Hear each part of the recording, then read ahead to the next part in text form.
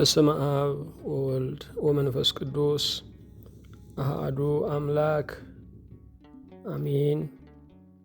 እንደምን አደራችሁ? እንደምን ሰነበታችሁ? ምሕረቱ ብዙ የሚሆን በቸርነቱ ይህንን ጊዜ የሰጠን የጸጋ ሁሉ አምላክ እግዚአብሔር ስሙ የተመሰገነ ይሁን። በእግዚአብሔር ቸርነት የትምህርታችን ርዕስ የታዳጊ ወጣቶች ፈተና የሚል ነው። እግዚአብሔርን አጋዥ ብሩክ መንፈሱን ገላጭ አድርገን የሦስተኛውን ቀን ትምህርት እንጀምራለን። የሉቃስ ወንጌል ምዕራፍ 15 ቁጥር 11 ጀምሮ ያለውን በጸሎት መንፈስ ሆነን እናነባለን። አንድ ሰው 2 ልጆች ነበሩት። ከእነርሱም ታናሹ አባቱን አባቴ ሆይ ከገንዘብህ የሚደርሰኝን ክፍል ስጠኝ አለው። ገንዘቡንም አካፈላቸው። ከጥቂት ቀንም በኋላ ታናሹ ልጅ ገንዘቡን ሁሉ ሰብስቦ ወደ ሩቅ ሀገር ሄደ። ከዚያም እያባከነ ገንዘቡን በተነ። ሁሉንም ከከሰረ በኋላ በዚያች አገር ጽኑ ረሃብ ሆነ። እርሱም ይጨነቅ ጀመር። ሄዶም ከዚያች አገር ሰዎች ከአንዱ ጋር ተዳበለ። እርሱም እሪያ ሊያሰማራ ወደ ሜዳ ሰደደው። እሪያዎችም ከሚበሉት አሰር ሊጠግብ ይመኝ ነበር፣ የሚሰጠውም አልነበረም። ወደ ልቡም ተመልሶ እንዲህ አለ፣ እንጀራ የሚተርፋቸው የአባቴ ሞያተኞች ስንት ናቸው? እኔ ግን በዚህ በረሃብ እጠፋለሁ። ተነስቼ ወደ አባቴ እሄዳለሁና አባቴ ሆይ በሰማይና በፊትህ በደልኩ፣ ወደፊትም ልጅህ ልባል አይገባኝም። ከሞያተኞችህ እንደ አንዱ አድርገኝ እለዋለሁ። ተነስቶም ወደ አባቱ መጣ። እርሱም ገና ሩቅ ሳለ አባቱ አየውና አዘነለት። ሮጦም አንገቱን አቀፈውና ሳመው። ልጁም አባቴ ሆይ በሰማይና በፊትህ በደልኩ፣ ወደፊትም ልጅህ ልባል አይገባኝም አለው።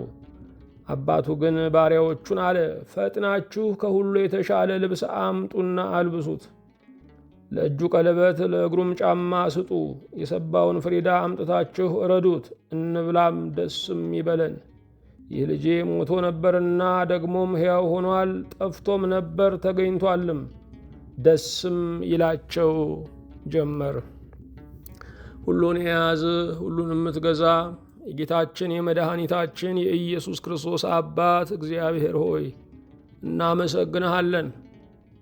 አንተ ብርሃኑን ጨለማ፣ ጨለማውንም ብርሃን ታደርጋለህ። ሌሊቱን አሳልፈ ቀንን ስለሰጠህን፣ ክፉውንም ዘመን ወስደ የረፍትንም ጊዜ ስላደልከን በሰማይና በምድር ክብር ምስጋና ለአንተ እናቀርብልሃለን። በጉዞአችን ሁሉ ያልተለየህን፣ መንገዳችንን ያቀናህልን፣ ለምኞታችን እውን መሆንን፣ ለምኞታችን መሳካትን አንተ የፈጸምክልን እግዚአብሔር በእውነት እናመሰግንሃለን። ጋሬጣውን እያነሳ አስፈሪ ቀኖችንም እያሳለፍክ የሚወረወረውን ቀስትና ፍላጻ እያረገፍክ በልጅነት ማዕረግ በልጅነትም ወግ እየተንከባከብክ ለዚህ ስላደረስከን ክብር ምስጋና በማደሪያህ ለአንተ እናቀርብልሃለን። ደጋፊያችን እግዚአብሔር እስከዚህ ሰዓት ጠብቀህናል፣ ረድተህናል፣ አረጋግተህናል፣ አጽናንተህናል። አምላክም አባትም ሁነህናል፣ ንጉሥም ሰራዊትም ሁነህ ተገኝተህልናል። ስለዚህ እናመሰግንሃለን። እኔን ባሪያህንና በፊትህ ያሉትን እነዚህን ባሪያዎችህን ሁሉ አቤቱ ይቅር በለን። ሥጋችንን፣ ነፍሳችንን፣ መንፈሳችንን ሁሉ አቤቱ ቀድስ። የሁሉ ብርሃን እግዚአብሔር ሆይ አንተ ለምታስፈልጋቸው ሁሉ ዛሬ ተገለጥ። አዲስ ትውልድን፣ ታዳጊ ወጣቶችን ሁሉ ደግሞ እንድታበረታቸው፣ ቅዱስ መንፈስህ ራእይን እንዲያስጨብጣቸው፣ በመኖራቸው ሁሉ ተስፈኞች፣ አንተን የሚፈሩ፣ ወላጆቻቸውን የሚያከብሩ፣ ሀገራቸውን የሚወዱ እንዲሆኑ አቤቱ እንማጸንሃለን። የሁሉ አምላክ እግዚአብሔር ሆይ እንደ ቸርነት በፈተና ውስጥ ስለሚያልፉ ታዳጊ ወጣቶች ሁሉ የረድኤት እጅህን እንድትዘረጋላቸው፣ ጠባቂ መልአክን እንድታዝላቸው፣ ካሉበት ነገር ሁሉ የሚወጡበትን ሰማያዊ ኃይል እንድትልክላቸው፣ ሰንሰለታቸውን እንድትቆርጠው፣ ጨለማቸውንም እንድታበራው፣ ነጋቸውንም እንድታፈካው አቤቱ እንማጸንሃለን። እንደ ቸርነትህ በሀገራችን በኢትዮጵያ ያለውን የጦርነት ድምፅ ሁሉ በቸርነትህ እንድታርቅልን፣ ሰላምን እንድታዝልን፣ ከወንድማማቾች እልቂት እርስ በርስም ከመጠፋፋት የዓለምም መዘበቻ የዓለምም ትዝብት ከመሆን እንድታድነን አቤቱ እንማልድሃለን። ስለ ቸርነትህ የታመሙትን እንድትፈውስልን፣ የታሰሩትን እንድታስፈታለን፣ የተሰደዱትን በበጎ ምሪትህ ከእነርሱ ጋር እንድትሆን፣ መሪር በሆነ በሰው አገዛዝ ለተያዙት ሁሉ ዛሬ ነፃነትን እንድታውጅላቸው፣ ያጡት እንዲያገኙ፣ የተሰበሩት ቀና እንዲሉ፣ ያፈሩት እንዲደፍሩ፣ ልባቸው የሚታወክባቸው በሰላምህ እንዲታደሱ አቤቱ እንማልድሃለን። ይህንንም አገልግሎታችንን አቤቱ በብሩህ ገጽ ተቀበለው። ጌታ እግዚአብሔር ሆይ ለትውልድ መፈወሻ በጨለማ ላሉት ሁሉ የብርሃን ምክንያት እንድታደርገን አቤቱ እንጸልያለን። በሰላም ጀምረን እስክንፈጽም ጥበቃህ በዙሪያችን፣ ማዳን ምሕረትህ በመካከላችን ትሁንልን። በአንድ ልጅ በኢየሱስ ክርስቶስ በእርሱ ያለ ክብር ጽን ላንተ ይገባሃል።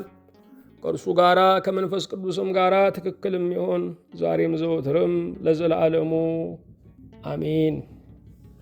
የእግዚአብሔር የአምላካችን ስሙ የተመሰገነ ይሁን። ርዕሳችን የታዳጊ ወጣቶች ፈተና የሚል ነው። ታዳጊ ወጣቶች ልንወዳቸው ይገባል። ታናሽ ወንድሞቻችን እህቶቻችን ናቸው። ይሄ ብቻ አይደለም፣ ወንዶች ልጆቻችን፣ ሴቶች ልጆቻችን ናቸው። ሁሉ የኛ ልጅ ነው። ሁሉ የኛ ወንድም ነው። ሁሉ የኛ እህት ነው። በመንገድ ላይ ሕፃን ስናይ ፈገግ እንላለን። እጆቻችንን ዘርግተን የማናውቀውን ሕፃን እናቅፈዋለን፣ እንስመዋለን፣ እናዋራዋለን። ዛሬ የምናኮርፈው የምንገላምጠው አንተ ጎረምሳ ብለን የምንጠራው ትላንትና ያለ ምክንያት የወደድነው ሕፃን ልጅ ነው። ትላንትና ሳይፈልገን የፈለግነው፣ ሳይቀርበን የቀረብነው፣ ሳይስመን የሳምነው ሕፃን ልጅ ነው። ያ ልጅ አድጎ ራሱን ሲችል፣ ብቻውን መጓዝ ሲጀምር፣ በራሱ ላይ ለመወሰን የህይወት ምርጫውን ለማስተካከል ሲሰናዳ ልንጠላው፣ እንደ ባላጋራ ልናየው አይገባም። ታዳጊ ወጣቶች በብዙ ፈተና ውስጥ ነው ያሉት። ሀገራችን ኢትዮጵያ ለታዳጊ ወጣቶች የፈተና መድረክ ሆናለች። ባለፉት 50 ዓመታት ብዙ ወጣቶች ታዳጊዎች በአደባባይ ተረሽነዋል። በየጦር ግንባር እንደ ቅጠል ረግፈዋል። አንደኛ ዓለም ጦርነት፣ ሁለተኛ ዓለም ጦርነት እያልን ብንጠራ በኢትዮጵያ ምድር ላይ እንደረገፈው ህዝብ እንደረገፈው ወጣት ረግፏል ወይ? አንድ ወጣት አድጎ፣ አንድ ወጣት ራሱን ችሎ፣ አንድ ወጣት ለማየት የሚያሳሳበት ደረጃ እስኪደርስ ድረስ ያለውን ልፋት የደከመ ነው የሚያውቀው፣ የገመተም ይደርስበታል። እነዚህ የተለፋባቸው ወጣቶች ለማየት ሲያሳሱ ሰርጋቸውን መቼ ነው የምንበላው፣ ፍሬያቸውን መቼ ነው የምናየው ተብሎ ተስፋ ሲጣልባቸው ለጦርነት ለሞት ይታጫሉ። በአገራችን ያለው ለዘመናት ያልተቋረጠው ክፍት የሥራ ቦታ ጦርነት ነው። ለጦርነት ልባችን ሙሉ የሚሆነውን ያህል ለሥራ ሙሉ አይደለም። የጦርነት አስከፊነት ታዳጊ ወጣቶችን ቀጣይ 60 ዓመትን ቀጣይ 80 ዓመትን የሚመሩ ተስፈኞችን የሚያሳጣን መሆኑ ነው። ብዙ ወጣቶች ለጦርነት እንደሚመለመሉ እናውቃለን። ከ16 ዓመት ጀምሮ የሞትና የሕይወትን ትርጉም የማያውቁ፣ ፖለቲካን የማይገነዘቡ፣ ሀገር ማለት ምን ማለት መሆኑ ያልገባቸው ገና ለጋ ወጣቶች ለአቅመ አዳም ያልደረሱ በየስፍራው ለጦርነት እንደሚመለመሉ እናውቃለን። ስለዚህ ወጣቶች፣ ታዳጊዎች በብዙ ፈተና ውስጥ እያለፉ ነው ያሉት። በሚደንቅ ሁኔታ ለነዚህ ወጣቶች ሞትን የሚደግሱ፣ ለሀገር ጦርነትን የሚጠነስሱ በእድሜ የገፉ ነገር ግን ዘመን ያላስተማራቸው ሰዎች ናቸው። ፈሪሃ እግዚአብሔር የሌላቸው፣ በእግዚአብሔር የለሽነት የሰለጠኑ፣ እግዚአብሔር ለዚህ ያበቃኝ ለትውልድ በረከት እንደሆን ነው ብለው ማለም ያልቻሉ ሰዎች ናቸው። ስለዚህም በአባቶች ባልታረሙ ትልልቆች ሕፃናት ይረግፋሉ። የታዳጊ ወጣቶች ፈተና። በዚህ ቀን ይህንን ትምህርት ለመጠንቀቅ እንሞክራለን። ለዚህ ትምህርት መነሻ ያደረግነው የጠፋውን ልጅ ነው። በጠፋው ልጅ ውስጥ 7 ነገሮችን እንጠቅሳለን። የታዳጊ ወጣቶችን ፈተና 25 ያህል እናነሳለን። የመፍትሄ ሐሳብ ደግሞ 7 ነጥቦችን እናስቀምጣለን። ስለዚህ ትምህርታችንን ቶሎ ቶሎ እያለን እንጓዛለን። እግዚአብሔር መንፈስ ቅዱስ ያግዘን። የጠፋው ልጅ ትልቁና የመጀመሪያው ችግሩ ምክር አለመስማት ነው። አውቃለሁ ባይነት የወጣቶች ትልቅ ፈተና ነው። እናውቃለን ሲሉ ይደነቁራሉ፣ እናውቃለን ሲሉ ያልቃሉ። ምክር አለመስማት የጠፋው ልጅ ትልቁ ችግር፣ ኋላ ለመጣበት የመከራ ጓዝ፣ የመከራ ፉርጎ መነሻ ነው። ሁለተኛው ነፃነት ኃላፊነት መሆኑን አለመገንዘብ። ከአባቱ የያዘውን ገንዘብ ይዞ ሄደ፣ ነፃ ሰው ነኝ አለ። ነፃ ሰው መሆንና ነፃነት ያለው ሰው መሆን ልዩነት አለው። ነፃነት ኃላፊነት ነው። ገንዘቡን በአግባቡ አልነገደበትም፣ አላስተዳደረውም። ገንዘቡን ወደ ሞት መሳፈሪያ ያደረገው። ሶስተኛ ገንዘቡ ሲያልቅ ፍቅር እንደሚያልቅ አልገባውም። የዓለም ፍቅር ከእንካ ጋር ነው። የሚመነዘር ከሌለ ሁሉ ይጠላል። እናት እንኳ የሌለው ልጇን አትወደውም። ራሳችሁን መቀበል የሚያቅታችሁ ያጣችሁ ቀን ነው። እግዚአብሔር የሰጣችሁን ነገር ማስተዳደር ይገባል። እግዚአብሔር የሰጣችሁን ነገር በአግባቡ መጠቀም ያስፈልጋል። እድል ስለሆነ ይወሰዳል። ገንዘብ የሚመጣው በ20 ዓመት፣ ልብ የሚመጣው በ40 ዓመት ይባላል። ስለዚህም ገንዘቡ ሲያልቅ ወዳጆቹ አብረው አለቁ። ዛሬም ገንዘብ ስላለ አባዬ እማዬ የሚልህ ወገኔ ጌጤ የሚልህ ካላወክበት ገንዘብህ ሲያልቅ ይሄ ሁሉ ዝና አብሮ ያልቃል። ይሄ ሁሉ ፍቅር አብሮ ያልቃል። ይሄ ሁሉ አንቱ መባል አብሮ ያልቃል። አራተኛ መተመን ቻለ። በአባቴ ቤት እኮ ብዙ ተድላ ነበረ። በአባቴ ምክር ስር መሆን ለእኔ ለሕይወቴ ከለላ ነበረ። ምን እሰራለሁ እዚህ አለ፣ ተመነ። ዛሬም ወጣቶች መተመን አለባቸው። ምን እያደረግኩ ነው ያለሁት? ምን እየደረሰብኝ ነው ያለው? በወላጆቼ ምክር ውስጥ በነበርኩ ጊዜ ሕይወቴ እንዴት ነበረ? መተመን ያስፈልጋል። ዝም ብሎ መጓዝ አደጋ አለው። ቆም ማለት፣ ለሕይወት ምዕራፍ መስጠት ያስፈልጋል። መጽሐፍ ዝም ብሎ አይነበብም። መቅድም አለው ይታረፋል፣ መግቢያ አለው ይታረፋል፣ ምዕራፍ አለው ይታረፋል፣ ማጠቃለያ ያለው ይታረፋል። መተመን ያስፈልጋል። ሕይወትን በአንጓ በአንጓ መኖር ያስፈልጋል። ሕይወትን በአንጓ መኖር ያስፈልጋል። ሕይወትን በምዕራፍ በምዕራፍ መኖር ያስፈልጋል። ትርፍና ኪሳራችንን የምንመዝንበት ጊዜ ያስፈልጋል። አምስተኛ ከጠፋው ልጅ የምንማረው ትህትናን ነው። ትክክል አይደለሁም አለ፣ ተሳስቻለሁ፣ ትንሹ እውቀቴ አጥፍቶኛል አለ። ትህትና። ዛሬ ብዙ ወጣቶች ለመመለስ ትህትና ያስፈልጋቸዋል።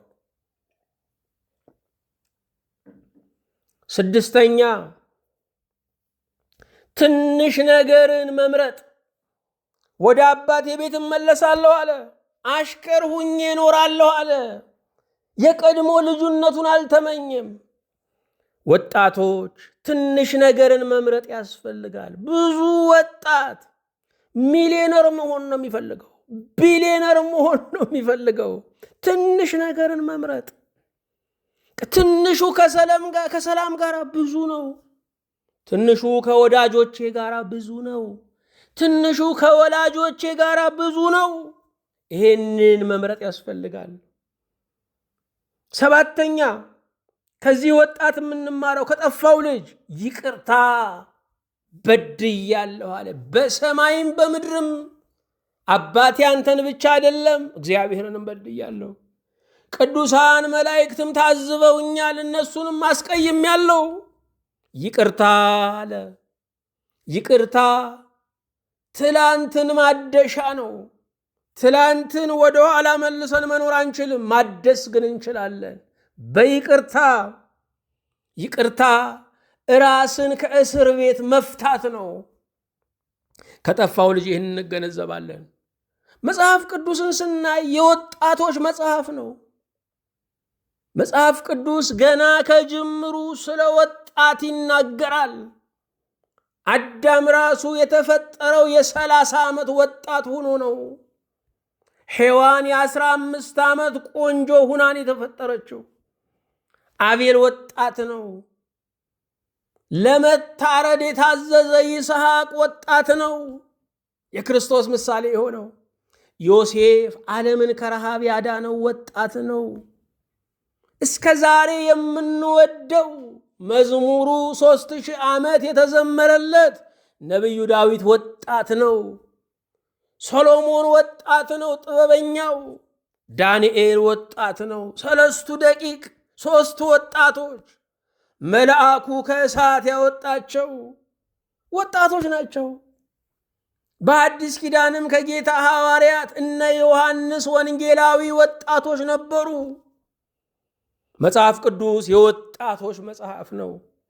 ወጣትነት ለዘፈን አይደለም፣ ወጣትነት ለክርስቶስ። ወጣትነት ለዝሙት አይደለም፣ ወጣትነት ለቅድስና። ወጣቶች ለእግዚአብሔር ያስፈልጋሉ። የታዳጊ ወጣቶች ፈተና ምንድን ነው? 25 ነጥቦችን ነው የምናነሳው። ስለዚህ ማስታወሻችሁን እየያዛችሁ መከታተል ይገባል።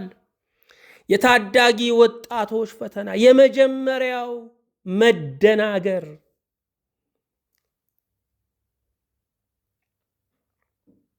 መደናገር። የተደናገረ ሰው መጓዝ አይችልም። የተደናገረ ሰው ተረጋግቶ መቀመጥ አይችልም። አርፎ መተኛት አይቻለውም። ታዳጊ ወጣቶች ይደናገራሉ። የሚደናገሩት በተፈጥሯቸው ላይ ባለው ለውጥ ራሱ ይደናገራሉ። ሴቷ ከዚህ በፊት የማታውቀው ተፈጥሯዊ ልማድ ይመጣባታል፣ ትደናገራለች። ወንዱ ከዚህ በፊት ያልገጠመው አዲስ ተፈጥሯዊ ለውጥ በአካሉ ላይ ይከሰታል፣ ይደናገራል። ምክንያቱም በሀገራችን የቀደሙት የሚከተሉትን አያስተምሩም፣ የቀደሙት የሚከተሉትን ይነቅፋሉ እንጂ። ስለዚህም ሕይወትን ስንደርስበት ነው የምናውቀው፣ ቀድመን አንማረውም። በዚህ ምክንያት ሕይወት ይከብድብናል፣ ኑሮ ሐዘን ይሆንብናል። ወጣቶች ይደናገራሉ፣ ኑሮን በመፍራት ይደናገራሉ። እንዴት ነው የምኖረው? ስራ አገኝ ይሆን ወይ? ብቻዬን መቆም እችላለሁ ወይ? ይደናገራሉ። እነዚህ ታዳጊ ወጣቶች ከቤት ወጥተው ወደ ዩኒቨርሲቲ የሚሄዱበት ዕድሜ በመሆኑ ይደናገራሉ። ከ18 ዓመት ሙቀት መውጣት ያደናግራል። አዲስ ጓደኛ መያዝ ያደናግራቸዋል። ይህ ብቻ አይደለም፣ ከወላጆቻቸው ጋር አለመግባባት ውስጥ ይገባሉ፣ ክርክር ውስጥ ይገባሉ፣ ወላጆቻቸው ጋር ግብ ግብ ውስጥ ይገባሉ። በዚህ መደናገር ውስጥ ይመጣሉ። ማህበራዊ ሚዲያም ያደናግራቸዋል። ወገኖቼ፣ ከመጠን በላይ መረጃ መያዝ፣ ብዙ ሐሳቦችን በአንድ ቀን ማስተናገድ መደናገርን ያመጣል። የፍቅር መቋረጥም መደናገርን ያመጣል። ማሙሽዬ እያለ ይስመው የነበረ አሁን ደግሞ ገልመጥ ብሎ በተጠንቀቅ አንተ ጎረምሳ ሲለው ይደናገራል። ዓለም መልኳን ስትለውጥበት ራሱ ለራሱ ያለ ሲመስለው ሕይወትን ብቻውን ለመጋፈጥ ሲሰናዳ ይደናገራል። ሁለተኛ፣ ኑሮን መፍራት የታዳጊ ወጣቶች ፈተና ነው። ታዳጊ ወጣቶች ምንም ከቤት ባይወጡ የእኛን ምግብ ቢመገቡም የኑሮ ፍርሃት አለባቸው። አዲስ ነገርን መጋፈጥ ያስፈራቸዋል። ይሄ ብቻ አይደለም፣ እወጣው የሆነ የሚል ራስን አለማመን ይገጥማቸዋል። የመሳካት ምኞታቸው ከፍተኛ ነው። ትንሽ መሰናክል ሲገጥማቸው ተስፋ ይቆርጣሉ። ሁሉ ነገር አልጋ በአልጋ እንዲሆን ነው የሚፈልጉት። ስለዚህ ኑሮን መፍራት የታዳጊዎች ፈተና ነው። ሶስተኛ፣ የማንነት ጥያቄ። የማንነት ጥያቄ፣ እኔ ማን ነኝ? ማን የፈጠረኝ? ለምንድን ነው የተፈጠርኩት? ራሴን በዚህ ሀገር ላይ በዚህ ዘመን ያገኘሁት በምን ምክንያት ነው? ወደፊትስ የሚጠብቀኝ ምንድን ነው? የማንነት ጥያቄ የታዳጊዎች ፈተና ነው። ይህንን የሕይወት ጥያቄ ሕይወትን ከሠራው ከእግዚአብሔር ውጭ የሚመልሰው አንድም ፍልስፍና፣ አንድም ፖለቲካ፣ አንድም የትምህርት ተቋም የለም። የሕይወት ጥያቄ የሚመለሰው ሕይወትን በሠራው በሕያው እግዚአብሔር ብቻ ነው። የማንነት ጥያቄ፣ አባቴ ማን ነው እያሉ የሚጨነቁ አሉ። እናቴ ማናት እያሉ የሚጨነቁ አሉ። ወገኖቼ፣ ምናልባት እናትና አባት ጋር ሁነን ይሄ ስሜት ላንረዳው እንችላለን። ከዚያ ባሻገር ላሉት ግን እናት አባትን ማግኘት ትልቁ በምድር ላይ የመጨረሻው ጥያቄያቸው ነው። በማንነት ጥያቄ ውስጥ የሚያልፉ አሉ። በተለያዩ የማደጊያ ስፍራዎች የሚያድጉ ወጣቶች የማንነት ጥያቄ ይሞግታቸዋል። ቁጦች ናቸው፣ ብስጩ ናቸው፣ ተደባዳቢ ናቸው፣ ኃይለኞች ናቸው። ለምን? ያ ጥያቄ በውስጣቸው አለ። በእርግጥ ይሄ ጥያቄ እግዚአብሔርን እናት አባት በማድረግ የሚመለስ ነው። አራተኛም፣ ያለ ፈቃዳቸው የተሸከሙትን ሸክም መጣል የታዳጊዎች አንዱ ፈተና ነው። ያለ ፈቃዳቸው ቤተሰብ ያሸከማቸው፣ ማህበረሰብ ያሸከማቸው፣ ልማድ ያሸከማቸው ብዙ ሸክም አለ። ሁሉ ሸክም ክፉ አይደለም። በጎ ሸክምም ቢሆን ወጣቶች ይጥሉታል። ለዚህ ነው በተለያየ ዓለም ላይ በልጅነታቸው ወደ ቤተ ክርስቲያን ይወስዷቸዋል። መሄድ ግዴታ ነው ስለተባሉ ይሄዳሉ። ልክ ሲያድጉ ቤተ ክርስቲያን አንሄድም ይላሉ። ልክ ሲያድጉ ወደ ቅዳሴ መሄድን አናደርገውም ብለው አብዮት ይከፍታሉ። አንድ ነገር ዘለቄታ የሚኖረው ትምህርት ላይ ሲመሰረት ነው።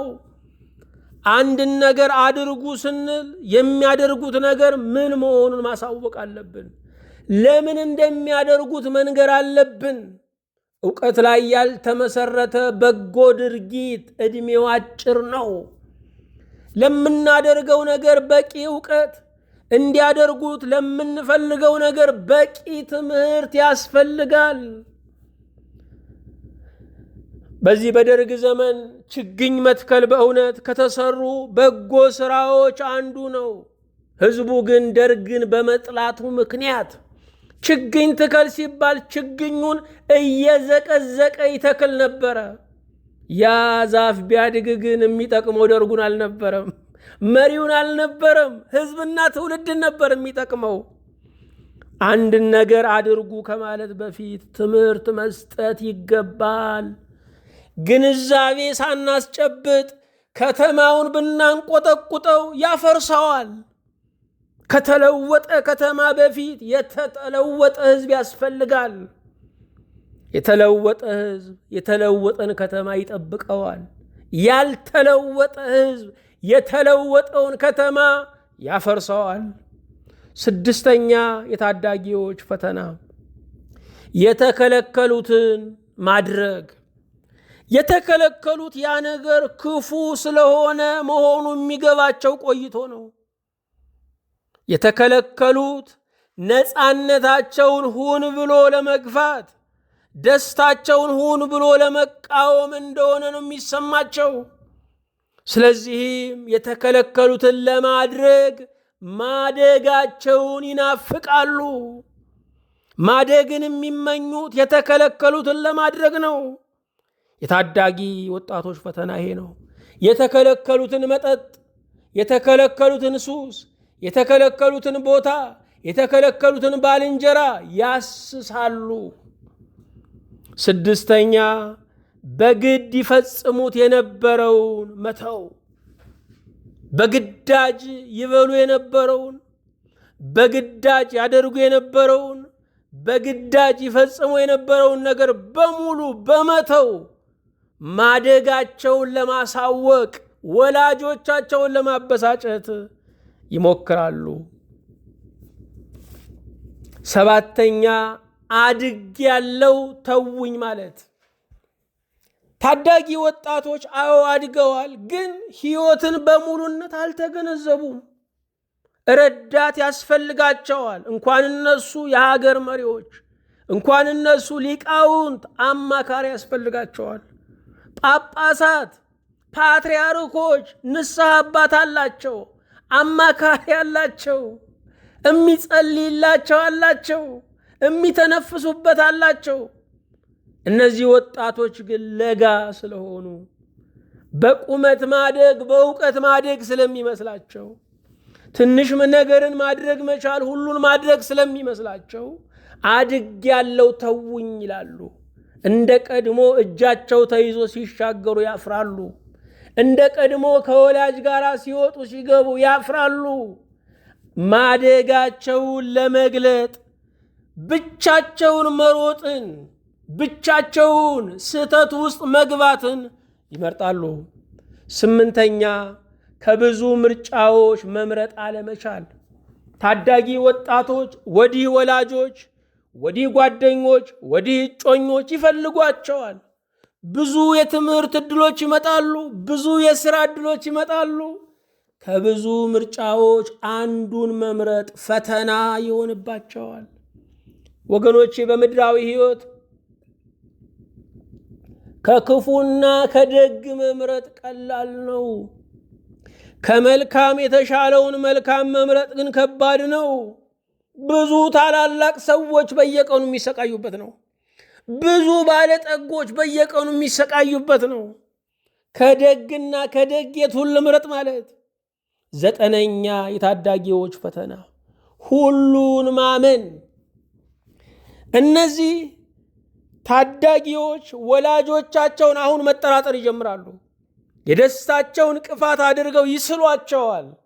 ወላጆቻቸውን በጣም ይወቅሳሉ። ከወላጆቻቸው ውጭ ያለውን ሰውንም አውሬውንም ከልባቸው ያምናሉ። ስለዚህ ሁሉን ማመናቸው ጉድጓድ ይከታቸዋል። 10ኛ ሁሉን መጠራጠር። ሁሉን ማመንም አደጋ ነው፣ ሁሉን መጠራጠርም አደጋ ነው። እነዚህ ወጣቶች ሁሉንም ነገር ደግሞ መጠራጠር ውስጥ ይገባሉ። ለምን? ለዛ ነገር በቂ እውቀት፣ ለዛ ነገር ልምድ፣ ለዛ ነገር መንገዱ ይሄ ነው ብሎ የሚያሳያቸው አላገኙም። ምክሩን ቢያገኙትም እውነት ነው ብለው መቀበል አይሆንላቸውም። እነዚህ ወጣቶች አቦ የሚላቸው እንጂ የሚገስጻቸው አይፈልጉም። 11ኛ የቤተሰብ ሸክም። ገና በልጅነታቸው የቤተሰብን ሸክም የተሸከሙ ብዙዎች ናቸው። በ10 ዓመቱ፣ በ12 ዓመቷ፣ በ14 ዓመታቸው እየሰሩ ቤተሰብን የሚያስተዳድሩ ብዙ ሕፃናት አሉ። የቤተሰብ ሸክም ያለባቸው ድሃ ወላጆቻቸውን የሚረዱ፣ የሙት ልጆች የሆኑትን ታናናሾቻቸውን የሚረዱ በብዙ ሸክሙ ውስጥ ያልፋሉ። 12ኛ የቅያሜ ህመም። ወገኖቼ በልጅነታቸው ያስቀየምናቸው እስከ ዕድሜ ልክ አይረሱንም። የሚያድግ ልጅ አይቀየምህ ነው የሚባለው። እነዚህ በቅያሜ ህመም ውስጥ የሚያልፉ ታዳጊዎች ቅያሜ ለነርሱ የመንገዳቸው እንቅፋት ነው። ቢያገኙ እንኳ ደስ እንዳይላቸው የሚያደርጋቸው የደስታቸው ተቃዋሚ ነው። አባቶቻቸውን የተቀየሙ፣ እናታቸውን የተቀየሙ፣ ቤተሰባቸውን የተቀየሙ፣ ጎረቤቶቻቸውን የተቀየሙ፣ ከመጠን በላይ የቀጧቸውን ሰዎች የተቀየሙ፣ የሰደቧቸውን የተቀየሙ፣ ወላጆቻቸውን ያንቋሸሹባቸውን የተቀየሙ ብዙ ታዳጊዎች አሉ። ቅያሜ የእግር ብረት ነው፣ አያራምድም። 13ኛ የማያውቁትን ሰው ፍለጋ። እነዚህ ወጣቶች እስካሁን የኖሩት ኑሮ ሁሉ ስዕል ነው፣ ህልም ነው፣ የማይጨበጥ ነው። ስለዚህ የማያውቁትን ሰው ይፈልጋሉ። ጽኑ ፍላጎት እንዳላቸው ይሰማቸዋል። ማንን እንደሚፈልጉ ግን አያውቁም። የማያውቁትን ሰው፣ የሌለችን ዓለም፣ ያልተኖረን ታሪክ ይፈልጋሉ። ይህም አለማወቅ ነው። ዓለምን በመልኳ መቀበል የእረፍት መሰረት ነው። ዓለም እንዲህ ነው። መታመም የሰውነት አንዱ ክፍል ነው። መሞትም የማይቀር ዕዳ ነው። ይሄን ተቀብሎ መኖር ትልቅ እረፍት ነው። ብዙ ወጣቶች ታዳጊዎች የማያውቁትን ሰው ይፈልጋሉ። ይህም ፈተናቸው ነው። ስለዚህ ሁሉን ሲያዩ፣ ሁሉን ሲያስሱ፣ ሲሞክሩ ነው የሚውሉት። 14ኛ አጉል ባልንጀርነት። አጉል ባልንጀርነት አጉል ባልንጀርነት ወደ ሞት የሚወስድ መንገድ ነው። የብዙ ሰው መስነፉ፣ የብዙ ሰው መውደቁ፣ የብዙ ሰው መምከኑ፣ የብዙ ሰው ከበጎ ነገር መራቆቱ የጓደኛ ተጽዕኖ ነው። ዛሬ ታዳጊዎችን እግዚአብሔር ተጽዕኖ ከሚያሳድርባቸው በላይ ጓደኞቻቸው ተጽዕኖ ያሳድሩባቸዋል። አጉል ጓደኛ የእኛን ስሜት ነው የሚከተለው። ነፃ ነህ ነው የሚለን። ስለዚህም ለደስታችን አደግድጎ የቆመ ስለሚመስለን ከሚመክሩን፣ ከሚገስጹን ሰዎች እሱን እንመርጣለን። አጉል ጓደኝነት የወጣቶች ፈተና ነው። ስልኩም ጓደኛ ነው። ማህበራዊ ሚዲያውም እሱም ጓደኛ ነው። ጓደኛ ማለት ጊዜያችንን የሚሻማን ነገር ነው። 15ኛ ክልከላን መጥላት። እነዚህ ታዳጊ ወጣቶች ብዙ ዘመን ይሄን አታድርግ፣ ይሄንን አትንካ እየተባሉ ለጥቅማቸው ሲገለገሉ ኑረዋል፣ ሲከለከሉ ኑረዋል። አሁን ነፃነት ኃላፊነት እንዳለው ይረሳሉ። ስለዚህም ብቻቸውን መውጣት፣ ብቻቸውን ቤት መከራየት፣ ብቻቸውን ያለ ቤተሰብ ተጽዕኖ፣ ያለ ቤተሰብ ስልክ ብቻቸውን ሕይወትን ማጣጣም ይፈልጋሉ። ነፃነት ግን የበለጠ ኃላፊነት ነው፣ ተጠያቂነት ነው። 16ኛ የቆዩ ጭንቀቶች መባባስ የታዳጊ ወጣቶች ፈተና ነው። ወገኖቼ ከምናስበው በላይ ብዙ ታዳጊዎች አዋቂዎች እንኳ በማያልፉበት የሕይወት ስብራት ውስጥ አልፈው ሊሆን ይችላል።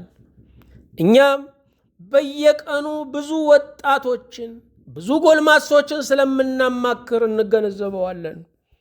ብዙ ታዳጊዎች ከዕድሜያቸው በላይ የተፈተኑ አሉ። በቤተሰብ ሰላም ማጣት ምክንያት ጭንቀት ውስጥ የገቡ ብዙዎች ናቸው።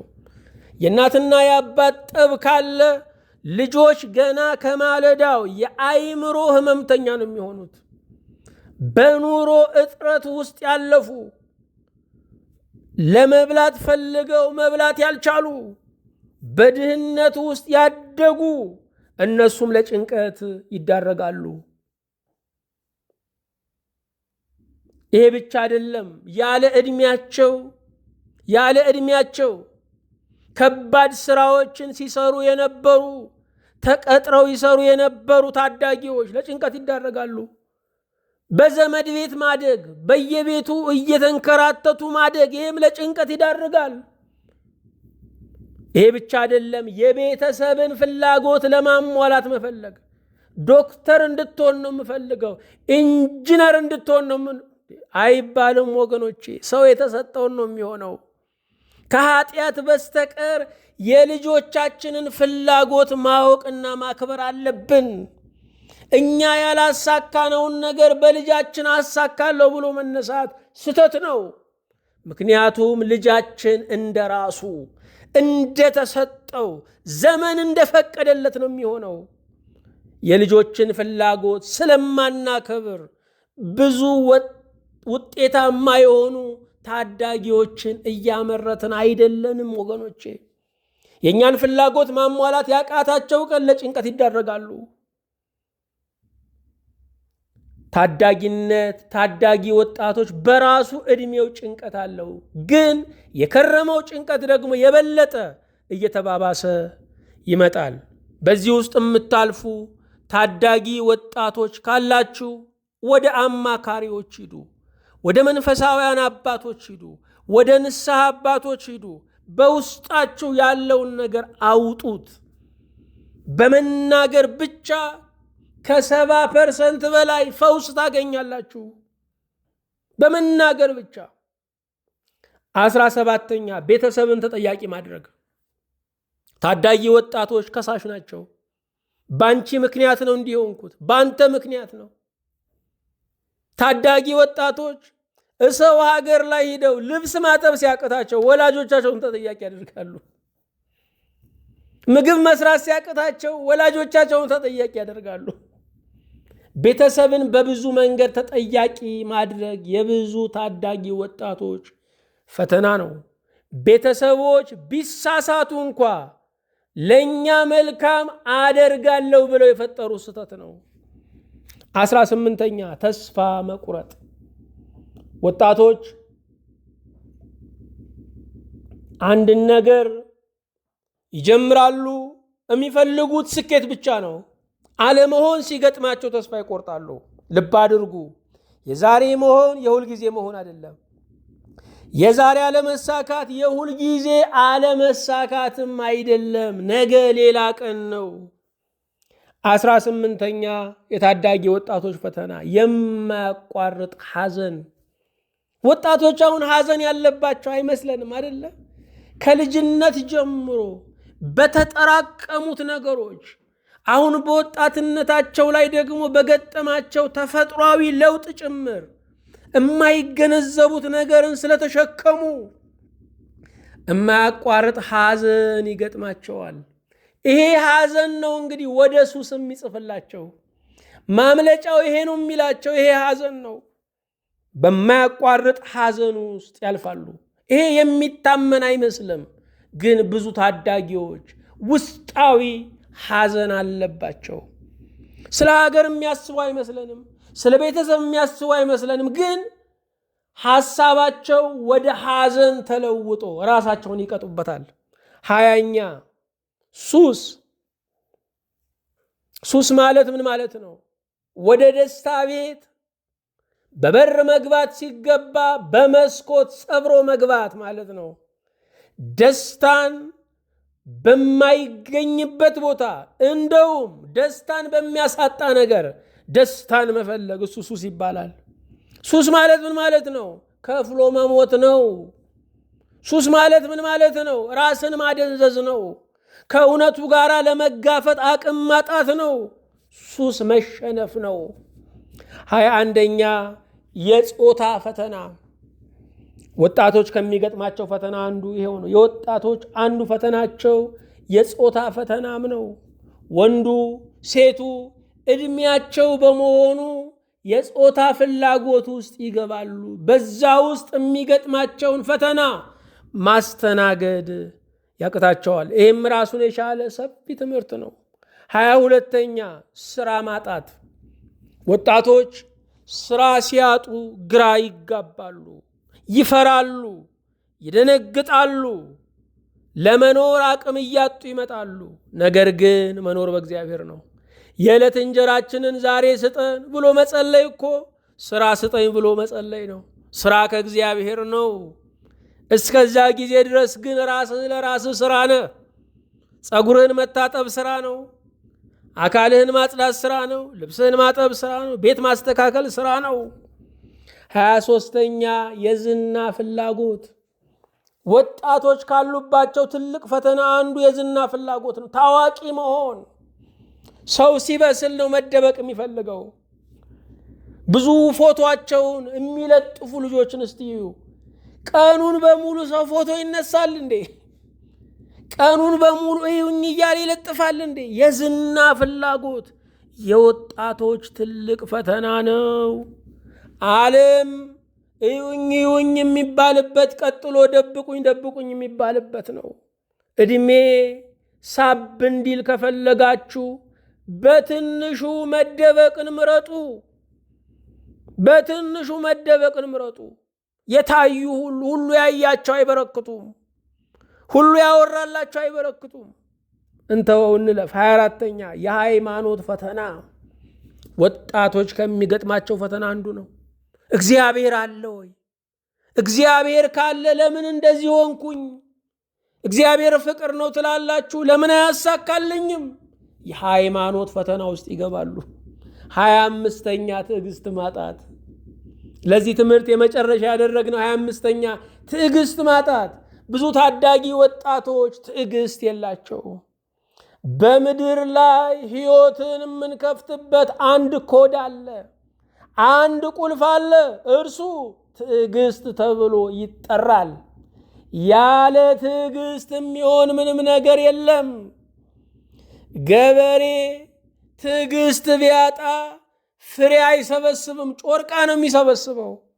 ያረገዘች ሴት ትዕግስት ብታጣ በ5 ወር ልውለደው ብትል የሚሳም ልጅ አትወልድም። ትዕግስት ፍሬን የምንሰበስብበት ትልቁ ምስጢር ነው። እግዚአብሔር ስኬትን ሁሉ፣ ከፍታን ሁሉ፣ ትልቅነትን ሁሉ ትዕግስት ውስጥ ደብቆታል። ወገኖቼ የዛሬው ፈተና ብሔር ሌላ ፈተና ይመጣል። ትዕግስት ግን ካላችሁ የዛሬውንም የነገውንም ፈተና ታሸንፉበታላችሁ። ፈተና እንዲርቅ አይደለም መጸለይ ያለብን፣ ትዕግስት እንዲሰጠን ነው። መፍትሄው ምንድን ነው? ታዳጊ ወጣቶችን፣ የሚፈተኑ ታዳጊዎችን ለማዳን መፍትሄው ምንድን ነው? ለመዳን መፍትሄው ምንድን ነው? አንደኛ በቤተ ክርስቲያን ማደግ። በቤተ ክርስቲያን ያደጉ ጉርምስናቸውን ሳያውቁት ያልፍላቸዋል። በቤተ ክርስቲያን ያደጉ ሁሉ የሚሆነው እግዚአብሔር ሲፈቅድ መሆኑ ይገባቸዋል። ያለው እንደማይቀር ተገንዝበው በመሆንም ባለመሆንም ያመሰግናሉ። በእግዚአብሔር ቤት ልጆችን ማሳደግ በጣም አስፈላጊ ነገር ነው። ለምድርም ለሰማይም ለእኛም ለእግዚአብሔርም ልጆችን በቤቱ እናሳደግ። ሁለተኛ፣ ዛሬ ልጆች ወደ ቤተ ክርስቲያን መሄድ እኮ አልቻሉ። እሁድ ቀን ቅዳሴ አይሄዱም፣ ቃለ እግዚአብሔር አይሰሙ። ለምን? አስጠኙ ይመጣል። ወገኖቼ እግዚአብሔር ቢያስተምራቸው ይሻላል። የጥበብ መጀመሪያ እግዚአብሔርን መፍራት ነው። ከቤተ ክርስቲያን ቀርተው ኳስ ነው የሚሄዱት፣ ስፖርት ነው የሚሰሩት። ስለዚህ ውጤቱን ወላጆች ጅራፉን መጀመሪያ የምትገረፉት እናንተ ናችሁ። በነፃ እኮ እናስተምር ነው ያልነው። በነፃ ቃለ እግዚአብሔር እንንገር እኮ ነው ያልነው። ለአንድ አማካሪ ስንት ነው የሚከፈለው ወገኖቼ? ለአንድ አስተማሪ ስንት ነው የሚከፈለው? ለአንድ አስጠኝ ስንት ነው የሚከፈለው? የቤተ ክርስቲያንን ነገር የናቅነው በነፃ ስለሆነ ነው። ዋጋ ስለማይችለው እኮ ነው ነፃ የሆነው። ልጆቻችንን በቤቱ እናሳድግ። ሁለተኛ፣ ጸሎት እናለማምድ። ምክንያቱም ሰው የሚጸልይ ከሆነ ችግሩን የሚነግረው ወዳጅ አለው፣ ደስታውን የሚያካፍለው አምላክ አለው። የማይጸልይ ከሆነ ችግሩን የሚነግረው ለሱስ ነው። የማይጸልይ ከሆነ ደስታውን የሚያጋራው ለክፉ ባልንጀሮች ነው። ሶስተኛ፣ ልጆችን እንደ ጓደኛ መቅረብ። አሁን ማስፈራራት፣ ማስጨነቅ እሱ አያዋጣም፣ አያዛልቅም። ልጆቹ አቅም እስኪገዙ ድረስ ነው። ልጆችን ግን እንደ ጓደኛ መቅረብ፣ እንደ ወላጅ መከበር፣ እንደ ጓደኛ ደግሞ ምስጢርን መካፈል ይገባናል። ወላጅነቱንም እንዳታጡት። እኔ ለልጄ እንደ ጓደኛ ነኝ የሚሉ ሰው እሱም ስተት ነው። ለልጄ እንደ ጓደኛ ነኝ ብለው አብረው የሚጠጡ አሉ፣ አብረው የሚዘሉ አሉ። እንደሱም አይደለም። አባትነትም እናትነትም እንዳለ ጓደኛም መሆን አማካሪ መሆን ይገባል። አራተኛ፣ ወደ አማካሪ መውሰድ። ወገኖቼ ብዙዎቻችን ያልታከሙ የተነባበሩ የቆዩ ችግሮች አሉብን። ዛሬ እግዚአብሔር በሰጠን ነገር የማንደሰተው አጠገባችን ላሉ ደግ ሰዎች ሳይቀር እንደ ኮሶ የምንመረው ለምን ይመስላችኋል? ካልታከመ ነገር ጋር ስለምንኖር ነው። እንኳን ልጆቹ ትልልቆቹ ወደ አማካሪ መሄድ ያስፈልጋል። በውስጣችሁ የሚመላለሰው ነገር መውጣት አለበት። አማካሪ መፈለግ መሰረታዊ ነገር ነው ወገኖቼ። ከህይወት መርሆች አንዱ ነው። ወደ ህይወት ድል፣ ወደ ህይወት አጥቢያ ለመድረስ አማካሪዎች ያስፈልጋሉ። ስለዚህ ልጆችን ወደ አማካሪ መውሰድ በጣም አስፈላጊ ነው። አምስተኛ፣ በነፃነት መልቀቅ። ራሳቸውን ችለው እንዲቆሙ ማለማመድ አለብን። የህይወትን መንገዱን እናሳያለን። እኔ ልሄድላችሁ ማለት አይገባንም። በነፃነት መልቀቅ፣ ራሳቸውን ችለው እንዲቆሙ መንገር፣ የኛ ተስፈኞች የውርስ ጠባቂዎች እንዳይሆኑ መንገር ይገባል። እኔ እኮ የምለፋው ለልጄ ነው እንላለን። ምን ለልጅ ምን ትለፋለህ? ለራስ ልፋ። ለልጅ የሚሰጠው እውቀት ነው። ለልጅ ንብረት አይሰጥም። ኑሮውን አንተ ከኖርክለት የሚኖረውን ያጣል። ስለዚህ ለልጆቻችን እውቀት ሰጠን መልቀቅ ነው። ገንዘባችንን ልጆች ካሳደግን በኋላ ወንጌል የምናስፋፋበት፣ ድሃ የምንረዳበት ነው። ገንዘባችንን በትክክል ስላልዘራ ነው ልጆቻችንን እያጣንበት ያለ ነው። የተባረከ ገንዘብ ካልያዝን፣ ገንዘባችንን እንደ ቃሉ ካላስተዳደርን ልጆቻችን ይቃወሱብናል። ልጃችን ራሱን ችሎ መቆም አለበት። ሰራተኛ ቢኖር አልጋውን ማንጠፍ አለበት። ያችም እኮ እንደዚህ የሚሆንላት ብታገኝ የምትፈልግ ነበረች። ግቢውን የሚጠብቅ ቢኖርም ሳር ማጨዱን መለማመድ አለባቸው። ራሳቸውን ችለው መቆም አለባቸው። ማንንም የማይጠብቁ መሆን አለባቸው። ለልጅ ከምንሰጠው ትልቅ ውለታ አንዱ እግዚአብሔርን አምኖ እንዲቆም ማድረግ ነው። ልጆቻችንን ከእግዚአብሔር እምነት አውጥተን እኛን እንዲያምኑ አደረግናቸው። ስለዚህ እየተፍረከረኩ ነው። ስድስተኛ ስለ እነርሱ መጸለይ። ስለ ልጆች በጣም መጸለይ አለብን። መጸለያችን ግን መጨነቅ አይደለም፣ ጸልየን መተው አለብን። ቅድስት ሞኒካን ታስታውሳላችሁ? የሂፖ ቅዱስ አውግስጢኖስ የእሱ እናት ነች ቅድስት ሞኒካ። ስለ ልጇ ስለ አውግስጢኖስ በጣም ትጸልይ ነበረ። ታዲያ አንዱ ቅዱስ ምን አላት? እንዲህ የተጸለየለት ልጅ አይወድቅም አላት። ወላጆች አትፍሩ፣ የተጸለየለት ልጅ አይወድቅም። አምሽቶም ቢሆን መግባቱ አይቀርም። በዚህ ደስ ይበላችሁ። የተጸለየለት አይወድቅም። ዝም ብላችሁ ጸልዩ። የጸሎት ዘር ወገኖቼ የዝናብ እጥረት አይገጥመውም፣ በረዶ አያጠፋውም፣ አንበጣ አያጠፋውም። የጸሎት ዘር ምህር አለው። ጸልዩ። ለልጆች ጸልዩ፣ ለታዳጊዎች ጸልዩ። መጸለይ ብቻ ውደዷቸው፣ ስታዩቸው ውደዷቸው። እነኚህ ለጋ ወጣቶች እኛ እናስፈልጋቸዋለን፣ የእኛ ፍቅር ያስፈልጋቸዋል፣ ልንወዳቸው ይገባል። ሰባተኛ ሲመጡ በይቅርታ መቀበል። የብዙ እናቶች ችግር አይደለም፣ የብዙ አባቶች ችግር። አጥፍተው የሄዱ ልጆቻቸው ሲመጡ በይቅርታ ይቀበሉ። ይቅርታ የእንደገና እድል መስጠት ነው። እኛ በምድር ላይ የምንኖረው እግዚአብሔር ይቅር ስላለን ነው። የእንደገና እድል ባይሰጠን ኖሮ ተደምስሰን ነበረ። ስለዚህ ይቅርታ ማለት እግዚአብሔር ለእኛ ያሳየውን እኛም ለሌሎች ማሳየት ነው። ለአምላካችን ለእግዚአብሔር ምስጋና ይሁን። የታዳጊ ወጣቶች ፈተና የሚለውን ትምህርት ፈጽመናል። ትምህርቱን ደግሞ ብዙዎች እንዲሰሙት ለብዙዎችም የመፈወስ የመመለስ ምክንያት እንዲሆን እግዚአብሔርን ስለ ስሙ እንለምነዋለን።